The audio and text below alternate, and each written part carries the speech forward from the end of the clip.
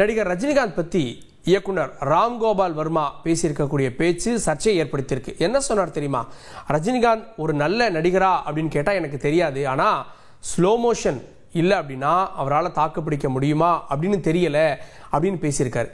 Star கதாபாத்திரங்களை மட்டுமே அவரால் நடிக்க முடியும். ரஜினிகாந்தனுடைய ரசிகர்கள் இப்போ இந்த சம்பவம் நிகழ்வுகளில் கேள்விப்பட்டதுக்கு அப்புறமா இயக்குனர் ராம்கோபால் வர்மாவை இணையதளத்தில் திட்டி தீர்த்து வருகின்றனர். அடுத்ததாக சிவகார்த்திகேயன் படத்துக்கு மீண்டும் சிக்கலா அப்படின்ற கேள்வி ஏற்பட்டிருக்கு. காரணம் என்னன்னா, சிவகார்த்திகேயன் நடிக்கக்கூடிய படத்துக்கு பராசக்தி அப்படின்னு தலைப்பிடப்பட்டிருக்கிறது. அந்த படத்துடைய ஷூட்டிங்கும் போயிட்டு இருக்கு.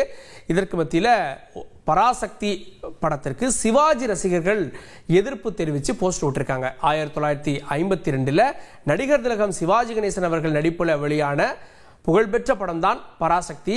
இந்த பேரை வைக்கக்கூடாது அப்படின்னு அவங்க ஏற்கனவே எதிர்ப்பு தெரிவிச்சிருந்தாங்க. இந்த சூழல்ல தான் இதற்கு அவங்க எதிர்ப்பு தெரிவித்து பல இடங்கள்ல போஸ்டுகளை ஒட்டியிருக்காங்க. செய்திகளை உடனுக்குடன் தெரிந்து கொள்ள உடனே சப்ஸ்கிரைப் பண்ணுங்க.